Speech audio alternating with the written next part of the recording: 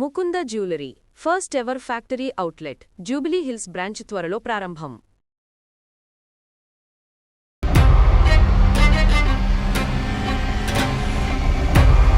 నాకు పెళ్ళి అయింది, విడాకులు అయ్యింది, నాకు ఒక పాప ఉంది.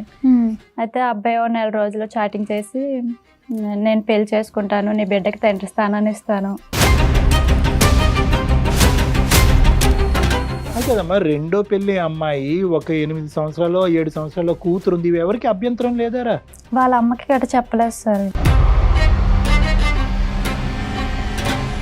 ఆ అబ్బాయికి వదిన గారితో అఫైర్ ఉంది, అది చూసేయడం వల్ల నన్ను వద్దనుకున్నారు.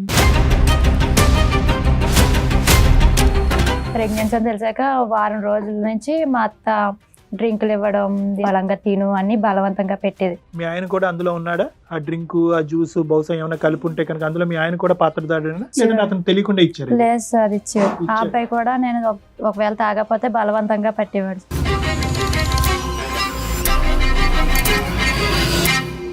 ప్రెగ్నెన్సీ పోయి ఆ ప్రెగ్నెన్సీ బట్టలతోనే పోలీస్ స్టేషన్కి వెళ్ళి పోలీస్ స్టేషన్ ముందు కూర్చున్నాను. అంటే ఒక ఆడపిల్లకి వచ్చే మెసేజ్ ఒక్క రోజు అయితేనే తట్టుకోలేము, అలాంటిది 3 రోజులు.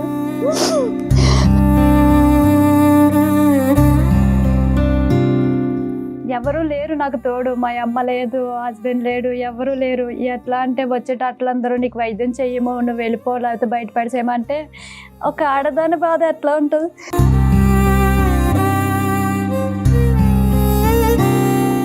ఇప్పుడు ఎవడైతే ఇన్స్టాగ్రామ్ గాడు ఉన్నాడో వాడి చేతిలో నీ జుట్టు పెట్టావు. అంటే పిల్లని చూస్తాను, పిల్లకి తండ్రి స్థానాన్ని ఇస్తానంటే నాకు నిజంగా అర్థం కాదమ్మా. ఒక తల్లి స్థానం, ఒక తండ్రి స్థానం ఒక తల్లి కల్పించలేదా ప్రపంచంలో?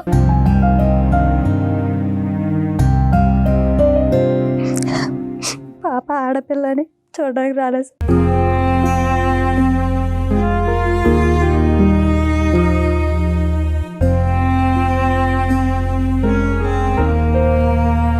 పిల్లనిస్తే పెంచుతా, లేకపోతే సత్తే పారేస్తాను.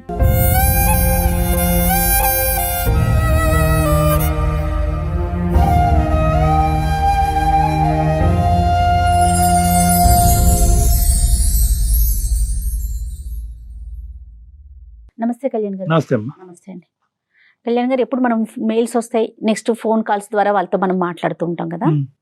ఈసారి మనకు ఒక బాధితురాలు డైరెక్ట్ గా మీతో మాట్లాడాలి, డైరెక్ట్ గా మీ దగ్గర నుంచి ఒక అంటే సలహాను తీసుకోవాలని మన స్టూడియోకి వచ్చారండి. లక్ష్మి తన పేరు, అమలాపురం నుంచి వచ్చారు. మీరు ఓకే అంటే నేను ఒకసారి స్టూడియోలోకి ఇన్వైట్ చేసేస్తాను. లక్ష్మి రండి.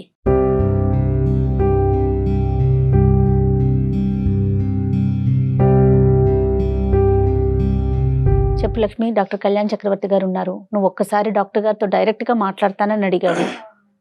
చెప్పమ్మా, ఏం సమస్య ఏంటి? భయం లేకుండా నిర్భయంగా ధైర్యంగా చెప్పమ్మా. మీ ఇంట్లో ఉండే వ్యక్తులకి మాట్లాడుకున్నట్టుగానే మాట్లాడాలి. చెప్పు. ఏది దాచమాకమ్మా, అన్ని నిజాలే చెప్పు, ఓకే సరేనా? సార్ నాకు 19 years మ్యారేజ్ అయింది సార్. ఇప్పుడు ఎంత మన వయసు? 27 సార్. 27, 19 years మ్యారేజ్ అయింది సార్. పాప పుట్టిన 1 yearకే పాప ఆడపిల్ల పుట్టిందని వదిలేశారు సార్.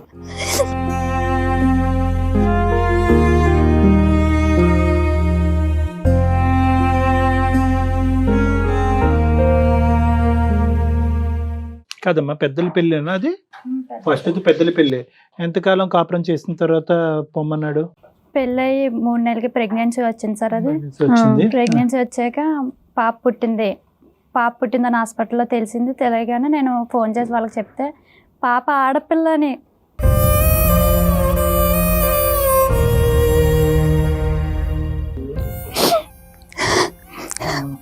పాప ఆడపిల్లని చూడడానికి రాలేదు.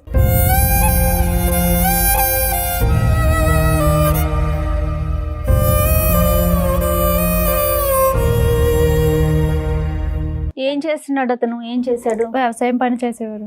వ్యవసాయం. మరి అత్తయ్య మామయ్య మీ కుటుంబం ఎట్లా? వాళ్ళు వ్యవసాయం పని చేసేవారు.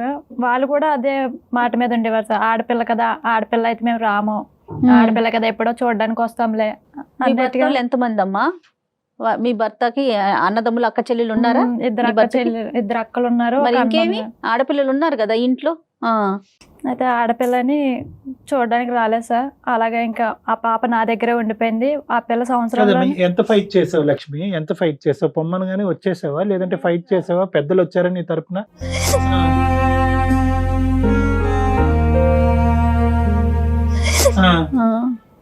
చెప్తాను. నేను పెద్దల ద్వారా వెళ్ళి మాట్లాడించాను సార్. మాట్లాడిస్తే వాళ్ళు మా మొద్దు నాకు ఆ అమ్మాయి నచ్చలేదు, ఆ పిల్ల నాకు నచ్చలేదు, మేము కోర్టుకేసుకుంటామని కోర్టుకేసుకున్నారు సార్. కోర్టుకేసుకున్నాక మేము 5 సంవత్సరాలు ఫైట్ చేసాం. 5 సంవత్సరాలు 5 సంవత్సరాలు చేసాం సార్. నాకు హస్బెండ్ కావాలి, నా బిడ్డకి తండ్రి కావాలి అని.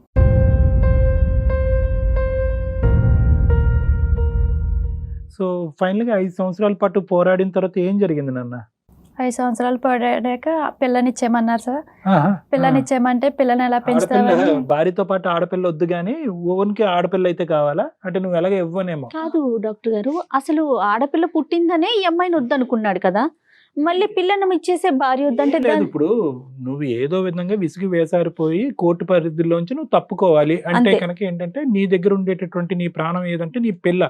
నీ పిల్లని నాకు ఈ అంటే కనుక అమ్మ ఇది ఇంకో 5 సంవత్సరాల పాటు తిరిగి నా పిల్లలు కూడా నాకు కాకుండా పోద్దని ఒక తల్లి ఇంకేం చేస్తామ్మా? ఏదో సాక్కుంటాను పిల్లని అని చెప్పుకుని ఎత్తుకుని వచ్చి నీకు దన్నం రా బాబు, నువ్వు లేకపోయినా పర్వాలేదని అంటే ఏమైనా ఇచ్చాడమ్మా?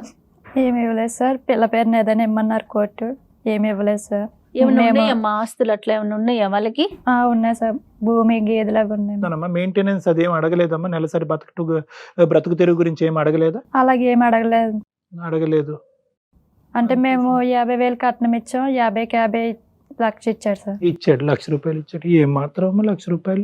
ఆ పిల్లకి ఏమి ఇవ్వలేదమ్మా? పిల్లకి ఏమి స్కూల్ ఇవ్వను, ఫీజులు కడతానని ఆ ఒప్పందాలు ఏం జరగలేదు? ఏమీ అనలేదు సార్. అదొక్కటే అడిగాడు, పిల్లనిస్తే పెంచుతా లేకపోతే సత్య పారేస్తాను.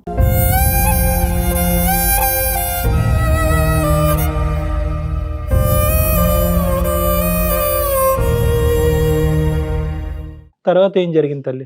ఎక్కడున్నావు? అమ్మ దగ్గరే ఉన్నావు? నేను అమ్మ దగ్గర అమలాపురంలో ఉన్నాను సార్.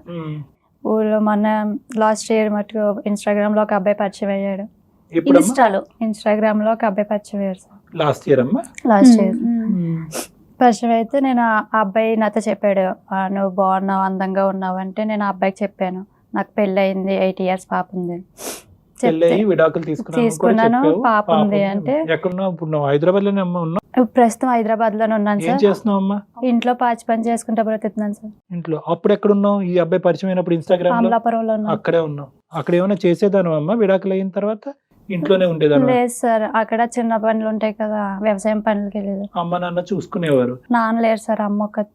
అమ్మ లేరు, నాన్న లేరు, చనిపోయారమ్మ నాన్న? అవును, అమ్మ ఒక్కతే. అమ్మ ఒక్కతే. నువ్వు అక్కడే చిన్న చిన్న పనులు చేసుకునేదానివి. మరి మధ్యలో సంబంధాలు చూడలేదమ్మా అమ్మాయిలు విడాకులు అయిన తర్వాత? లేదు సార్, నేను ఆ పిల్లని ఎవరో సరిగా చూసేవాళ్ళు రారేమో అని నేను చేసుకోలేదు. పాప బట్టి నువ్వు నిర్ణయం తీసుకోలేదు. సరే తల్లి. ఇతను ఎవరమ్మా?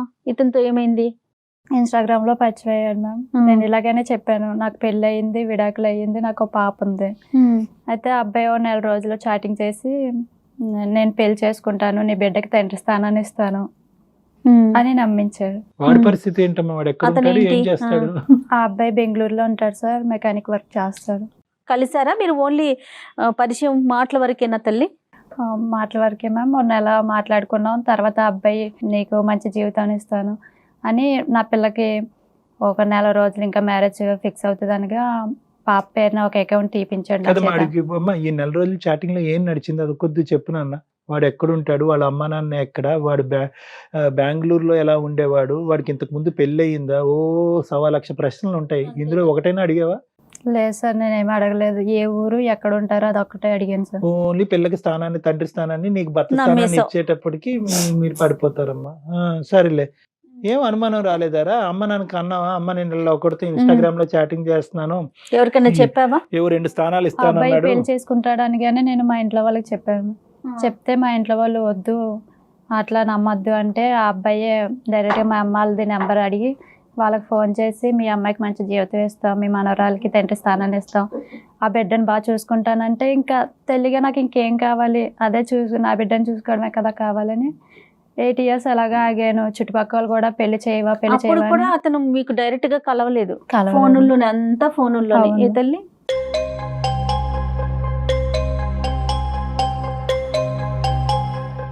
అదే అకౌంట్ తీసాక ఇంకా బాగా నమ్మారు సార్, ఇంట్లో వాళ్ళు కూడా నమ్మారు. ఏ అకౌంట్ అమ్మా? బ్యాంక్ అకౌంట్ తీశారు సార్ మా అమ్మాయికి.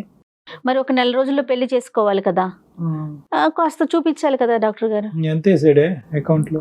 ఫస్ట్ 1000 వేశారు సార్, మంత్లీ 1000 వేస్తానని 20 years కి డిపాజిట్ చేశారు సార్. అలా చేస్తానండి. 7,000 తగలయ్యా. అసలు 1000 ఏ మూలకి? నువ్వు ఎట్లా నమ్మావు తల్లి? ఇంట్లో వాళ్ళు ఎట్లా నమ్మారు? చెప్పినా. నువ్వేం చదువుకున్నావమ్మా? ఇంటర్ చదువుకున్నావు. అతను అసలు రీజన్ ఏం చెప్పాడమ్మా? ఫస్ట్ అతను ఆడపిల్ల ఒకటేనా, లేకపోతే నీ మీద ఏమన్నా అనుమానమా, లేకపోతే మీరు చెప్పిన కట్నం ఇవ్వకపోవటమా, ఇంకా అట్లా ఏమన్నా చెప్పాడా? సార్ ఆ అబ్బాయికి వదిన గారితో అఫైర్ ఉంది, అది చూసేయడం వల్ల నన్ను వద్దనుకున్నారండి.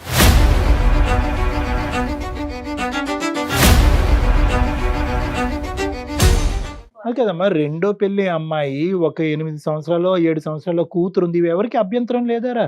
వాళ్ళ అమ్మకి గట్ట చెప్పలేదు సార్. కూతురు అనేమో అది ముఖ్యం. సో ఏమన్నాడంటే కనుక కూతురు పుట్టింది, ఇంకో పెళ్లి అయిందనే అంశం దాచిపెట్టు అని నిన్ను అన్నాడు. అది నువ్వు దాచిపెట్టావు. అవును సార్. పెళ్లి మొదటి పెళ్లి కూడా దాచిపెట్టావు. ఇతనికి ఒక్కడికే తెలుసు, వాళ్ళ అమ్మకి తెలియదు. వాళ్ళ అమ్మకి ఎవరికీ తెలుసు. చూడండి కళ్యాణ్ గారు ఎంత తెలివిగా చేశాడంటే, పిల్లుందన్న విషయం ప్రపంచానికి తెలియకూడదని చెప్పాడు. కానీ నువ్వు ఎట్లా నమ్మావమ్మా? కన్న కూతుర్ని నువ్వు చూపించొద్దంటే అతన్ని ఎట్లా నమ్మి మోసపోయావు? ఏం లేదమ్మా, ఇదంతా వాడు ఒక గేమ్ ఆడాడు. నువ్వు దేని గురించి అయితే ఆశపడి కక్కుర్తుపడి ఆశిస్తున్నావో కరెక్ట్ గా అది బాగా రీడ్ చేశాడు. అది ఏమీ లేదు. నీ కూతురికి నేను తండ్రిగా ఉంటాను, నీకు ఒక భర్త స్థానాన్ని కల్పిస్తాను. అందులో ఇంతకు ముందు పెళ్లి కానివాడు ఇంత ఇలా పరిగెట్టుకుని వస్తున్నాడంటే ఆటోమేటిక్ గా కాపాడటానికే వస్తున్నాడని చెప్పి నువ్వు బొట్లో పడ్డావు. ఇప్పుడు ఎవడైతే ఈ ఇన్స్టాగ్రామ్ గాడు ఉన్నాడో వాడి చేతిలో నీ జుట్టు పెట్టావు. అంటే పిల్లని చూస్తాను, పిల్లకి తండ్రి స్థానాన్ని ఇస్తానంటే నేను కష్టపడేదల్లా వృధా అనిపించింది. ఇన్ని రోజులు కష్టపడి ఇంకెన్ని రోజులు కష్టపడతాను. అర్థం కాదమ్మా, ఒక తల్లి స్థానం, ఒక తండ్రి స్థానం ఒక తల్లి కల్పించలేదా ప్రపంచంలో? ఒక తల్లి కల్పించలేదా? ఎందుకు తండ్రి స్థానం అనేటటువంటిది ఎందుకు అంత ఇంపార్టెంట్? ఇలాంటి రాక్షసులను ఎందుకు మీరు రెడ్ కార్పెట్ వేస్తారు? పోనీ ఫస్ట్ నమ్మితే నమ్మావు. అలాంటి నీ పిల్లని ప్రపంచానికి మా అమ్మకే నేను పరిచయం చేయను అన్నప్పుడు అప్పుడైనా నీకు అనుమానం రావాలి కదా. నీకు రాకపోయింది. మీ ఇంట్లో పెద్ద ఆవిడ, మీ అమ్మగారు, ఆవిడకన్నా రావద్దు, లేకపోతే అన్న ఉన్నాడు, అతనికన్నా రావద్దు. సిన్సియర్ గా లవ్ చేసినట్టే అనిపించిందమ్మా చాటింగ్ లో? ఏదో ఆ చాటింగ్ ఒకటే ఇక్కడ ఉంది కాబట్టి చండాలంగానే. చాటింగ్ లో సిన్సియర్ గా లవ్ చేసినట్టు అనిపించిందా నీకు? సరిగా చెప్పినట్టే చెప్పాడు సార్ అన్నీ. ఇంకా అమ్మాయి నమ్మింది డాక్టర్ గారు, ఇంకా అంతే. ఒక్కటే చెప్పేవాడు సార్, నీ బిడ్డని అట్లా బాగా చూసుకుంటాను, నీ బిడ్డ తండ్రి స్థానాన్ని ఇస్తాను, నీ బిడ్డను ఒక రేంజ్ లో పెడతాను, నీ బిడ్డను మంచి చదివిస్తాను అంటే. ఇన్ని రోజులు తండ్రి లేని అంటే ఎట్లాంటి పరిస్థితిలో పెరిగిందంటే ఆ బిడ్డ కూడా ఎవరి బట్టలైనా ఆ పిల్లకి వేసేదాన్ని.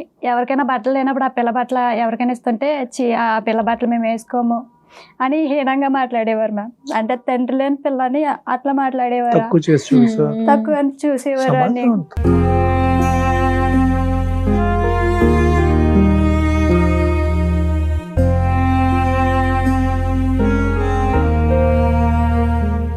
సడన్ గా ఈ అబ్బాయి వచ్చి మీ బిడ్డకి తండ్రి స్థానం అంటే, నాకన్నా ముందు నా బిడ్డ వంక చూస్తున్నారు కదా, మేమే చూడట్లేదు, ఎవడో వచ్చి చూస్తున్నారు కదా అని మేము ఒక ఆశపడ్డాను అంతే.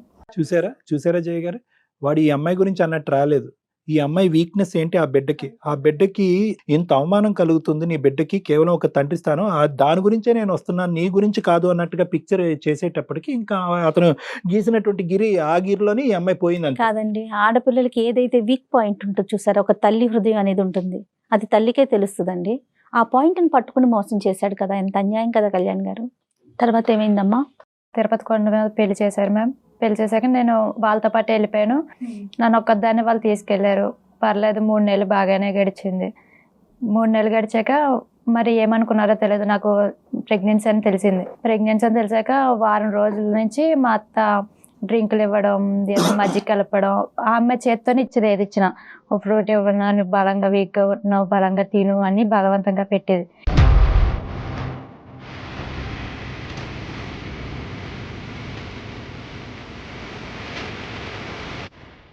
ఇదేంటి ఇలా బలవంతంగా పెడుతుంది ఆయన.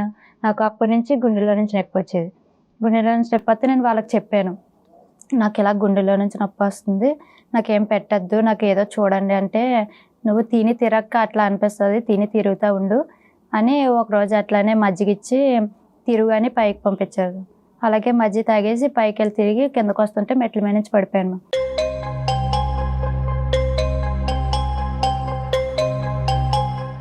పడిపోయిన తర్వాత నన్ను హాస్పిటల్లో చేర్చారు. హాస్పిటల్లో చేర్చిన 4 గంటలకి నేను కొలు తెరిచాను. కొలు తెరిచాక నాకు బ్లీడింగ్ అయిపోతుంది.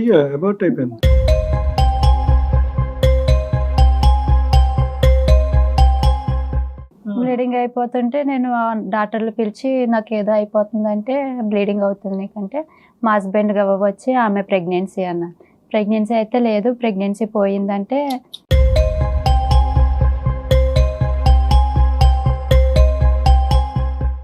ప్రెగ్నెన్సీ ఇంకా తీయించేశారు. నన్ను ఇక్కడ హాస్పిటల్లో వదిలేసి ఆ అబ్బాయి అంటే పోలీస్ స్టేషన్కి వాళ్ళ అమ్మని తీసుకుని వెళ్ళిపోయాడు. నేను 4 రోజులు హాస్పిటల్లో ప్రెగ్నెన్సీ పోయి ఆ ప్రెగ్నెన్సీ బట్టలతోనే, అంటే ఒక ఆడపిల్లకి వచ్చే మెన్సేజ్ ఒక్కరోజు అయితేనే తట్టుకోలేము, అలాంటిది 3 రోజులు.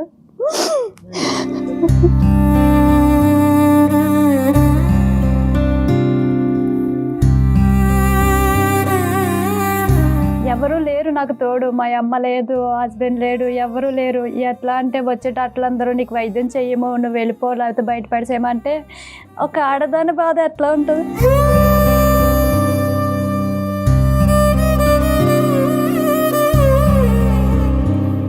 4 రోజులు నరకం అనిపించాను సార్. ఇట్లా అయితే మళ్ళీ వచ్చాడు, పోలీసులు తీసుకొని నాకు ట్రీట్మెంట్ చేయించారు.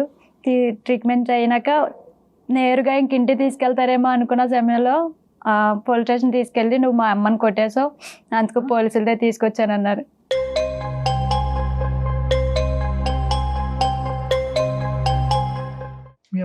వాళ్ళ అమ్మని కొట్టావమ్మా నువ్వు? నేను కొట్టలేదు సార్, నేను ఏమీ చేయలేదు. హాస్పిటల్ నుంచి మహానుభావుడు పోలీస్ స్టేషన్ తీసుకెళ్లి పోలీస్ స్టేషన్ లో అన్నాడు, నువ్వు మా అమ్మని కొట్టేసావు, మీ అమ్మాలకి ఫోన్ చేశారు, నువ్వు పోలీస్ స్టేషన్ రాకపోతే మీ అమ్మాలని జైల్లో పెడతానని.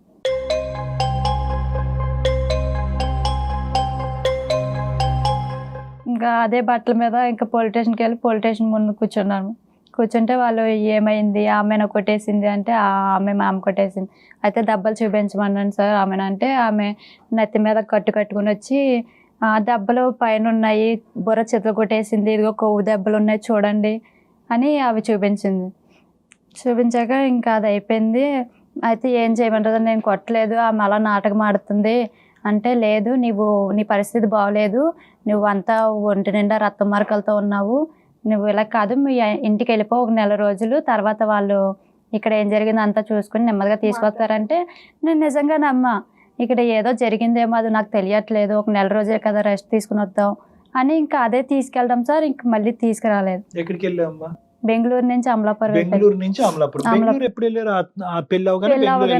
తీసుకెళ్ళిపోయారు సార్. అక్కడ మీ అత్తయ్య కూడా ఉంటది, మీరు ముగ్గురు కలిసి ఉండేవాళ్ళు? ముగ్గురు కలిసి ఉండేవారు. నీతో బానే ఉండేదమ్మా ఆవిడ?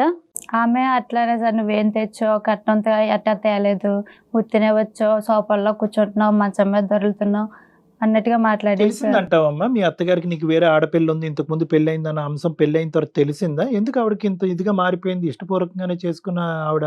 తెలుసు సార్. మరి అసలు అతను ఏం ఎక్స్పెక్టేషన్ తో ఈ పిల్లని చేసుకున్నట్టు అనుకోవాలి డాక్టర్ గారు? మనం వాళ్ళ అమ్మకి నిజం నీ ద్వారా గానీ వేరే వాళ్ళ ద్వారా గానీ తెలిసి ఉండాలి. ఇదేం దరిద్ర కొట్టు పని చేసుకుని వచ్చావరా నువ్వు, నాకు ఫస్ట్ మ్యారేజ్ చేసుకునేటటువంటి అమ్మాయి కాకపోగా ఒక బిడ్డకి తల్లిని తీసుకొచ్చి పెళ్లి చేసుకోవటం ఏంట్రా బాబు అని వాళ్ళ అమ్మ ఏమొచ్చి అతని బ్రెయిన్ లో ఏదైనా బీజం నాటి పెట్టుండాలి, ఏదో ఒకటి జరిగి ఉండాలమ్మా. లేదంటే కనుక ఇంత తొందరగా ఇలా వెరిగిపోయి ఏకంగా పోలీస్ స్టేషన్కి వెళ్ళి హత్యాయత్నం చేశారనే కేసు పెట్టడం అన్నది జరగదు. పెళ్ళి అయిన 16 రోజులకే మెల్ల పుత్తులు మార్చుతారంట మ్యామ్. అయితే మేము ముందే చెప్పాం, మా దగ్గర ఏమీ లేని పరిస్థితి, మాది ఏమీ లేదు, మేము తర్వాత ఏమి ఇచ్చుకోలేము, కట్టుబట్టలతో వచ్చారు, చూసుకుంటే అట్లా చూసుకోండి, లేకపోతే లేదు అని అన్ని ముందుగా చెప్పుకున్నాక సరే మాకు అలాగే ఇష్టపూర్వకంగా చేసుకుంటామని చేసుకున్నా.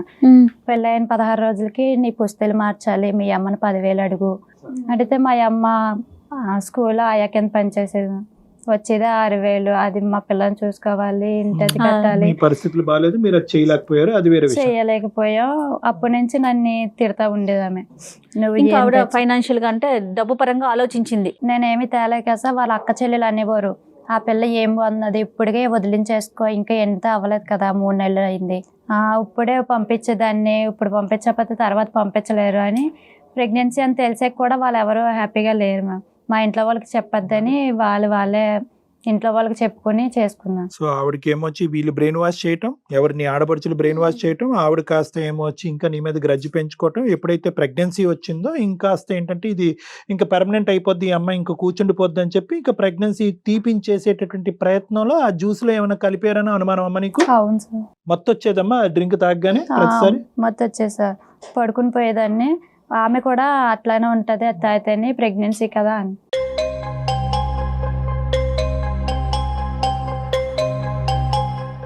మీ ఆయన కూడా అందులో ఉన్నాడా? ఆ డ్రింక్, ఆ జ్యూస్ బహుశా ఏమైనా కలిపి ఉంటే కనుక అందులో మీ ఆయన కూడా పాత్రదాడేనా, లేదంటే అతను తెలియకుండా ఇచ్చారు? లేదు సార్, ఇచ్చారు. ఆ అబ్బాయి కూడా నేను ఒకవేళ తాగకపోతే బలవంతంగా పట్టేవాడు.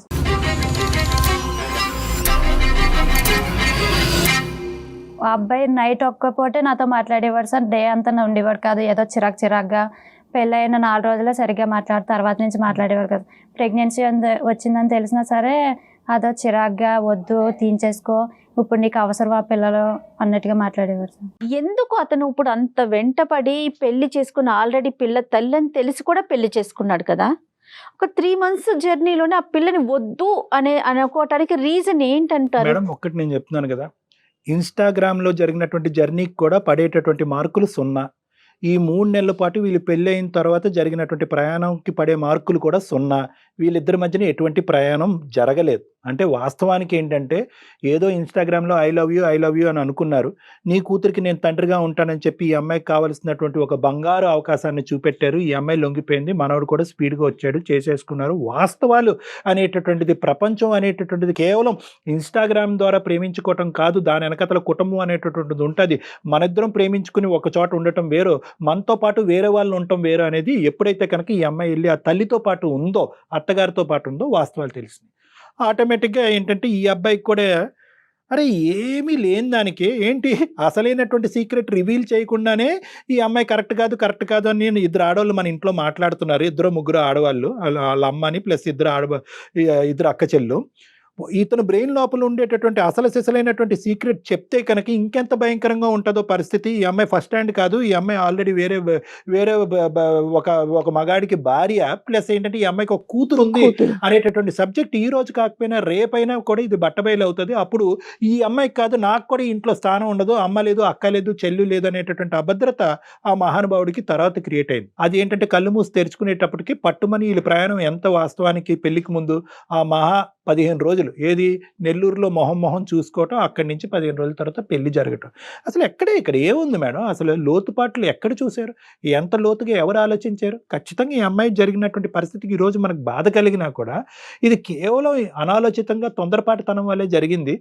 పైకి సూపర్ఫిషియల్గా ఒట్లు ప్రామిసులు వేసేసుకుని ఏదో జీవితాంతం ఇలాగే కొనసాగిపోద్దనే ఆలోచనతో జరిగింది ఈరోజు. అంటే మోసం చేసే ముందు వాళ్ళు ఎవరినైతే మోసం చేయాలనుకుంటున్నారో వాళ్ళు బాగా స్టడీ చేస్తారండి. అసలు వాళ్ళ ఆలోచన విధానం ఏ విధంగా ఉంటుంది? మేడం, వీడికి మోసం చేయాలనే ఆలోచన ముందు నుంచే ఉండుంటే కనుక అసలు ఈ అమ్మాయిని అతని జీవితంలోకి రాబట్టి ఉండేవాడు కాదు. ఏంటంటే మోసం చేయాలనేటటువంటి ఆలోచన తర్వాత వాడి బ్రెయిన్లోకి ఇంజెక్ట్ చేయబడింది. అంటే ఏంటంటే ఈ అమ్మాయి ఏదో మనం తప్పుదోవలోకి వెళ్ళి ఈ అమ్మాయిని మన ఇంట్లోకి రప్పించేసుకున్నాం అనాలోచితంగా. ఇదేంటి నాకు ఫస్ట్ హ్యాండ్ అమ్మాయి వచ్చి ఉండేదేమో, చక్కటి అమ్మాయి వచ్చి ఉండేదేమో, కొద్ది గొప్ప మా అమ్మకు ముందే నేను అసలైనటువంటి సీక్రెట్ చెప్పుంటే కనుక పెళ్లికి ముందే ఈ అమ్మాయికి సెకండ్ మ్యారేజ్, ఈ అమ్మాయికి ఆల్రెడీ కూతురు ఉందని చెప్పి. సో ఈ విశ్లేషణ అనేటటువంటిది వాడి జీవితంలో తర్వాత వచ్చింది. మోసం చేసేవాడైతే పెళ్ళెందుకు చేసుకుంటాడు మేడం? తర్వాత నుంచి వాడి చీటింగ్ మైండ్ స్టార్ట్ అయింది. ఎప్పుడైతే కనుక వాళ్ళ అమ్మతో కూడా చేయి కలిపి, ఖచ్చితంగా ఈ అమ్మాయి బ్యాక్గ్రౌండ్ కూడా వాడు చెప్పుంటాడు. చేయి కలిపి ఇద్దరు ఒకే డ్రింక్ లో ఇచ్చి అబార్షన్ అయ్యేంత వరకు చేశారు. ఈ అమ్మాయి ప్రాణాలే పోయి ఉండేవేమో. అబార్షన్ మాట దేవుడు ఎరుగు ఏం కల్పించారో దరిద్రులు. ఈ అమ్మాయికి ముందే పెళ్లి అయ్యింది. ఎందుకంటే ఈ అమ్మాయి కూడా డౌటీగా చెప్తుంది. ఈ అమ్మాయికి ఏం తెలీదు. ఈ కథ అంతా కూడా ఆవిడకి మోసేటప్పటికి ఆ మహాతల్లి విషం కాస్త ఇక్కడి వరకు వచ్చి, అరే 600 కూడా ఈ అమ్మాయిని మనం వదిలించుకోవాలరా. ప్లాన్ నెంబర్ 1, స్టెప్ నెంబర్ 1 ఏంటంటే ఏదో విధంగా అబార్ట్ చేసేయాలి. ఎందుకంటే బిడ్డ అన్నారు అంటే కనుక జీవితాంతం ఈ అమ్మాయి మన ఇంట్లోనే కూర్చుంటది. నెంబర్ 1. నెంబర్ 2, ఈ అమ్మాయికి వెనక ముందు ఎవరు లేరు, ఈ అమ్మాయిని కాపాడటానికి కూడా ఎవరు లేరు, వాళ్ళ తల్లి ఎక్కడో మారుమూల ప్రాంతాన్ని ఉంటుంది అనేటటువంటి నెంబర్ 2. నెంబర్ 3 ఏంటంటే హత్యాయత్నం అనేటటువంటి పెద్ద అబాండం. ఈ అమ్మాయి శరీరం ఎంత ఉంది, ఈ అమ్మాయి రాడ్డు పట్టుకోవటం ఏంటి, ఆవిడ్ని కొట్టడం ఏంటి, ఈ అమ్మాయి గట్టిగా గాలేస్తేనే ఈ అమ్మాయి ఎగిరిపోయేటట్టుంది. అలాంటి అభియోగం పెట్టేటప్పటికి వీళ్ళు వణుకుపోయి షేక్ అయిపోయి ఇది ఎందుకు వచ్చిన బాదరా బాబు అని చెప్పి ఆటోమేటిక్గా అక్కడి నుంచి నిష్క్రమిస్తారు. అదే జరుగుతుంది బహుశా. పోలీస్ స్టేషన్ లో కేసు ఏం పెట్టారమ్మా? నీ మీద ఏం పెట్టారు? హత్యాయత్నమా. ఆ అమ్మాయి నన్ను చంపేపోయింది, నా ఆస్తి అంతా దోచుకుందాం అనుకుంది. ఇట్లా పెడితే అప్పుడు ఏమీ వినే పరిస్థితుల్లో లేను, నేను మాట్లాడే పరిస్థితులు ఏమీ లేను సార్. నేను ఒక శవంలాగా ఒక మూల కూర్చొని ఉన్నా. అలా మూల ఉంటే వాళ్ళు చెప్పేది అలా చూస్తున్నాను అంతే. ఎవరు ఏమీ సాయం పడలేదు సార్. వచ్చి ఇంకా మా అమ్మాయిలు ఇంకా రక్త మార్కులతో ఉన్న గుడ్డ కూడా ఏదో ఒకటి బట్టలు ఇవ్వండి అంటే ఏమి బట్టలు ఇవ్వలేదు. ఇవ్వకపోతే ఆ నైటీతోనే రక్తం మరకలతో మా అమ్మతో పాటు ఇంకా ఆమె వచ్చారు. అమ్మ అప్పుడే ఎందుకు వచ్చిందమ్మా? హాస్పిటల్లో ఉండగా ఎందుకు రాలేదు అమ్మ? వాళ్ళకి తెలియదు సార్. తెలీదు. హాస్పిటల్లో వేసిన మరుసటి రోజు వీళ్ళందరికీ ఫోన్ చేస్తే అమలాపురం నుంచి బెంగళూరు రావడానికి 1 day పడింది. తర్వాత మళ్ళీ మీ అమ్మని నిన్ను కలుసుకోవటం పోలీస్ స్టేషన్ లోనే, పోలీస్ స్టేషన్ రక్తం మరకల్లో. రక్తం మరకల్లో పోలీస్ స్టేషన్ లో చూసుకున్నాం. ఇంత భయంకరంగా ఉందమ్మా ప్రపంచం అసలు. తర్వాత అమ్మ నిన్ను తీసుకుని అమలాపురం వెళ్ళిపోయిందమ్మా. ఏం తల్లి? అడిగారు సార్ వాళ్ళు, చాలా బతిలాడారు. నాది నగలు ఉన్నాయి, నగలు కూడా అవి అన్ని తీసేశారు హాస్పిటల్లోనే. చౌలి, మ్యాటెల్, ఉంగరాలు, మెల్ల తాడు అంతా తీసేసారు. అయితే ఏదైనా ఇవ్వండి పిల్లకి అంటే మేమేమి ఇవ్వము, ఇంకేమిస్తారమ్మా? ఇంకా మీరే తీసుకెళ్ళండి, ఎలాగోలా తీసుకెళ్ళండి అంటే మా అమ్మ వాళ్ళే ఇంకా నైటీ ఆ రక్త మరకలు అవి కప్పి చెంగు అలా కప్పి తీసుకొచ్చారు సార్ ఇద్దరు.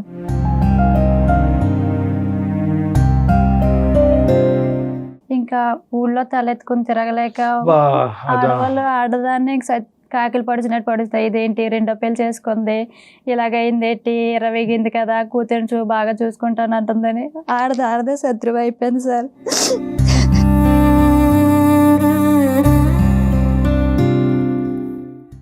ఇంకా అమ్మాయి ఈ రోజు బతికి ఈ రోజు మన స్టూడియో వరకు వచ్చిందంటే చాలా గ్రేట్. నిజంగా ఎందుకు బ్రతకాలండి? ఎందుకు బ్రతికి ఎవరి గురించి బతకాలి? కేవలం ఆడపిల్ల గురించి బతకాలి అంతే. ఈ నీ అమ్మాయి కోసం నువ్వు బ్రతకాలి, నీ బిడ్డ కోసం బ్రతకాలమ్మా.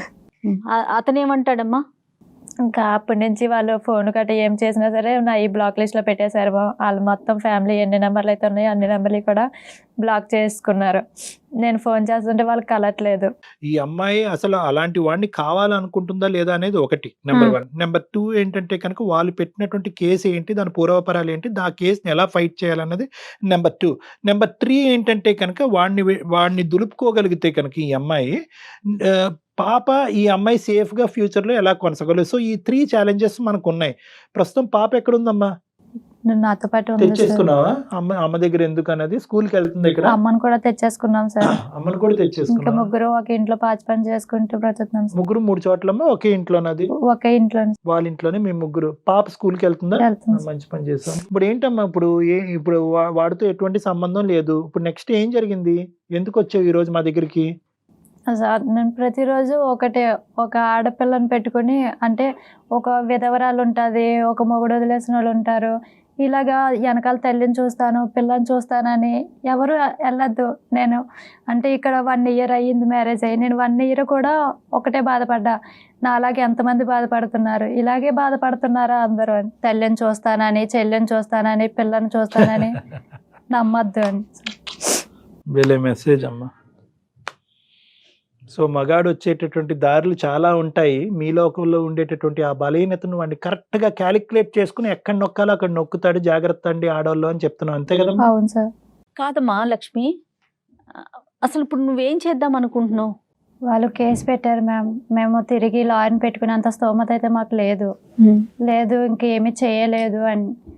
నా అబ్బాయితో మాట్లాడదామంటే ఆ అబ్బాయి నా ఫోన్ స్విచ్ ఆఫ్ చేయట్లేదు, నా ఫోన్ ఏమీ ఎత్తట్లేదు. ఒకసారి మీరు కాల్ చేసి మాట్లాడండి మ్యామ్, మీ ఫోన్ ఎత్తుతాడేమో అని. కదమ్మా నీకేంటి ఇప్పుడు ఆ కేసు పరంగా ఏమైనా నోటీస్ వచ్చిందా నీకు? ఆ కేసు అవన్నీ? అవును సార్. నాకు వచ్చి మీకు స్తోమత లేక ఆ నోటీస్ కి రెస్పాండ్ అవ్వలేదు. అవును సార్. సో ఏంటంటే ఒకప్పుడు నీకు ఆర్థిక పరమైనటువంటి స్తోమత లేకపోతే కనుక నీలాంటి వాళ్ళు కొన్ని కోట్లాది మంది ఇండియాలో ఉన్నారమ్మా. అందరికీ స్తోమత ఉండాలి, లాయర్ని పోషించాలి, ప్రైవేట్ లాయర్ని పెట్టుకోవాలని ఉండదు కదా. దానికి ఏంటంటే కోర్టులు ఇప్పుడు ఏదైతే ఈ కోర్టు ప్రాంగణం ఉంటుందో, నెల్లూరు అయితే నెల్లూరు, బెంగళూరు అయితే బెంగళూరు, ఆ ప్రాంగణంలోకి వెళ్ళి లీగల్ సర్వీసెస్ అథారిటీ అనేటటువంటి దాని గురించి వెళ్ళాలి మీరు. లీగల్ సర్వీసెస్ అథారిటీ అని ఉంటుంది అక్కడ పెద్ద బోర్డు పెట్టి, లీగల్ సర్వీసెస్ అథారిటీ అంటే దిక్కు లేనటువంటి వాళ్ళకి, స్తోమత లేనటువంటి వాళ్ళకి, డబ్బులు ఇచ్చి భరించలేనటువంటి వాళ్ళకి ఫ్రీగా గవర్నమెంట్ తరపున అందించేటువంటి వాళ్ళే కదా ఈ పబ్లిక్ ప్రాసిక్యూటర్స్. వీళ్ళందరూ వాళ్ళు ఉంటారు. సో కాబట్టి ఏంటంటే ఇప్పుడు ఎంతో కొద్దో గొప్ప 7 నెలలు బట్టి నువ్వు కొద్దిగా సంపాదించుకుంటున్నావు కాబట్టి ఈ మహానుభావుడితో మాట్లాడదాం. అతను ఎటువంటి డొంక తిరుగుడు మాటలు చెప్తాడో అనేది మనకు ఆల్రెడీ తెలుసు మనకి. కానీ అతనితో కూడా ఒకసారి మాట్లాడి అతని ఉద్దేశం ఏంటి, ఒకప్పుడు కోర్టు ఏమన్నా అంటే కేసు ఏమన్నా అతను వాపస్ తీసుకుంటాడేమన్నది ఆ ప్రయత్నం కూడా మనం చేద్దాము. విడాకుల గురించి కూడా మీరు ఇద్దరు మాట్లాడుకోవాలి. లేదు కలిసి ప్రయాణం చేయాలంటే ఆ సబ్జెక్ట్ ఎలా ఉందన్నది కూడా అతనితో మాట్లాడాలి మనం. ఏమా చేద్దామంటావా? మరి ఒకసారి సరే నెంబర్ చెప్పు నాకు ఒక్కసారి. 77.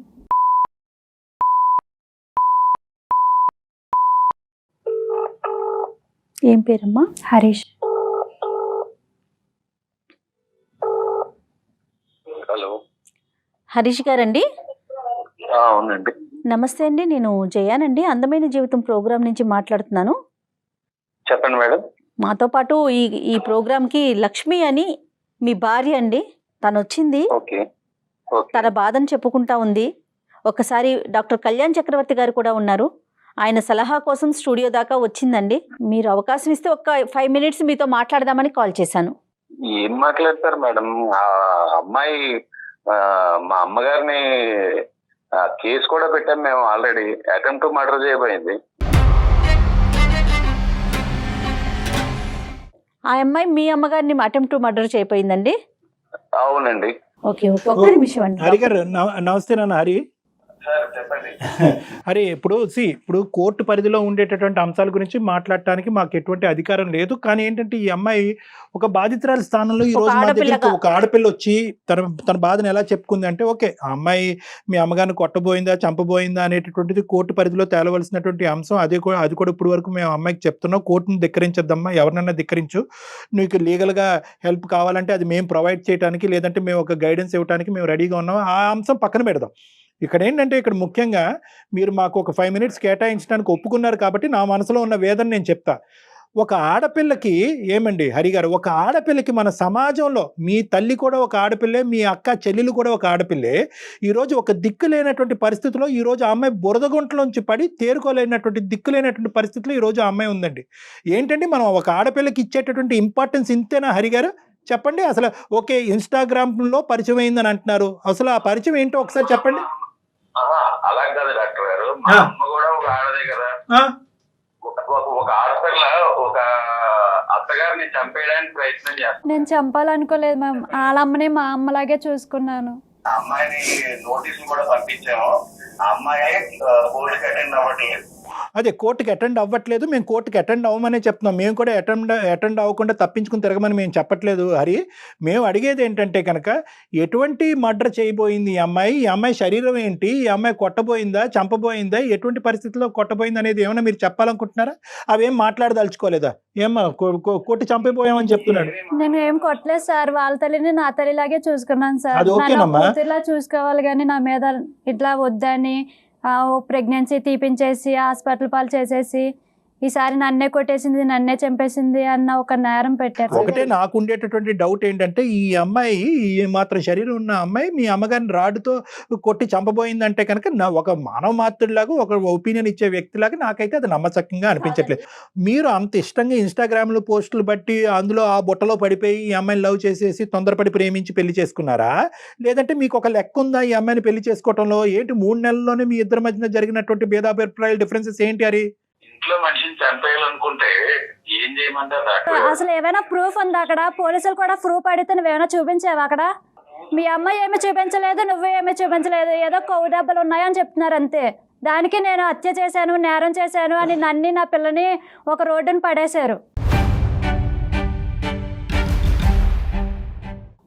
చంపడానికి ట్రై చేసాం మేము. ఆ విషయం పోలీస్ స్టేషన్ లో సరే అరే అయితే చంపడానికి ట్రై చేస్తే మీ అమ్మ పోలీస్ స్టేషన్ లో కట్లు చెప్పి చూపించాలి కదా నన్ను ఇట్లా బుర్ర చెదలు కొట్టేసిందని. ఎవరికి చూపించారు? ఎవరు ఏమి చూపించలేదు. మీరు ఇచ్చే డబ్బులకి నోరు మూసుకుని కూర్చున్నారు వాళ్ళు.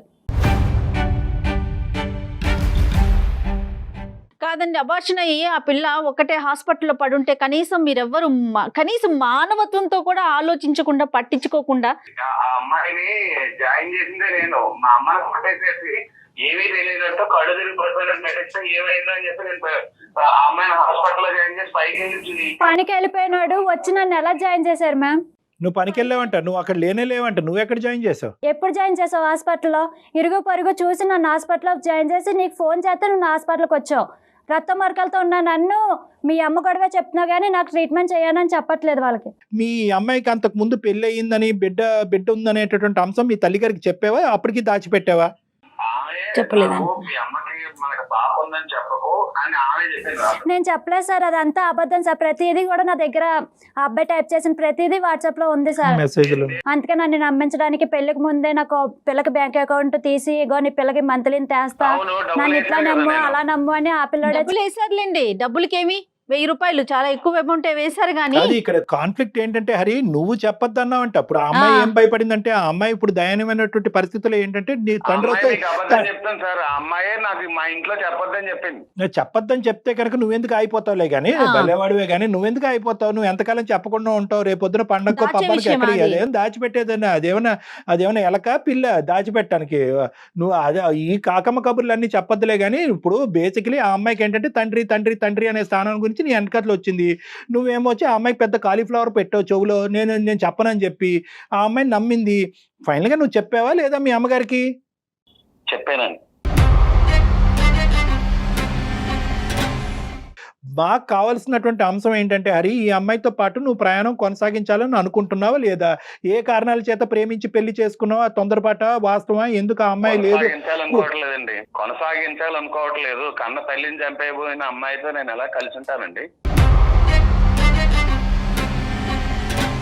నువ్వు అదే పాట పాడతావు. ఇంకా అది కాదయ్యా, ఇప్పుడు ఆ కేసు అనేటటువంటిది కోర్టులో తేలుతుంది, ఎందుకంటే అక్కడ నువ్వు కూడా ప్రత్యక్ష సాక్షి కాదు.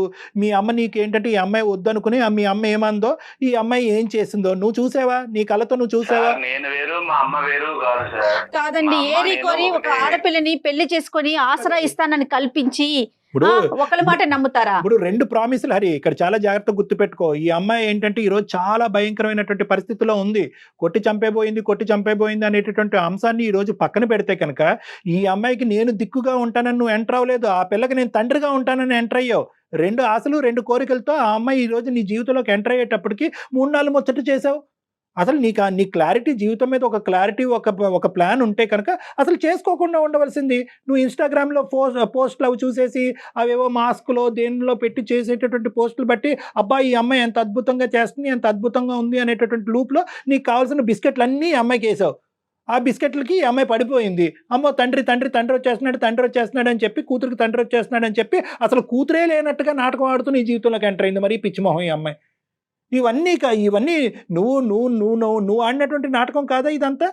ఆ ఇన్స్టాగ్రామ్లో పోస్ట్లో ఉన్నట్టుగానే బయట జీవితంలో కూడా ఉంటుంది, అదే గొప్పగా ఉంటుంది అనేటటువంటి ఉద్దేశంతో నీ కుర్రతనంతో నువ్వేమొచ్చి ఈ అమ్మాయికి లేనిపోని కోరికలన్నీ పుట్టించి ఈరోజు ఆ అమ్మాయిని మోసం చేసావు.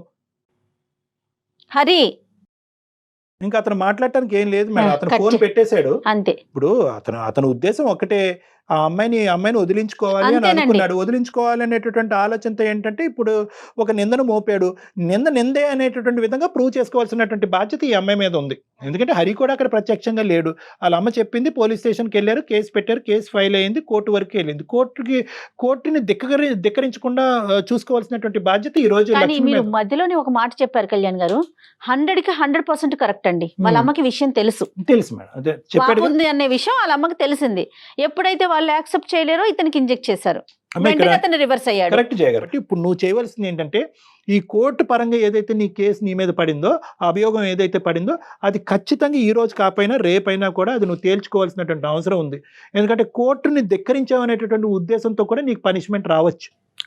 ఎందుకంటే ఏ బిడ్డ గురించి అయితే అతను వెనకతలు వెళ్ళి తండ్రో అని వెళ్ళావో ఆ బిడ్డ గురించి నువ్వే తల్లి నువ్వే తండ్రిగా బతకటం నేర్చుకో. ఆ అమ్మాయి ఏంటంటే ఒక్కసారి కోర్టు పరిధిలోకి అడుగు పెట్టి నాకు legal services authority free service నాకు కావాలి, నాకు పెట్టుకోవడానికి స్తోమత లేదన్నా అనుకుంటే నేను ఇచ్చేటటువంటి దానికంటే 100 రెట్లు ఎక్కువ సలహాలు లీగల్గా వాళ్ళు ఇస్తారు ఈ అమ్మాయికి. తప్పకుండా అండి, తప్పకుండా. అది ఎట్లా అప్రోచ్ కావాలనేది మళ్ళీ మనం మాట్లాడదాం.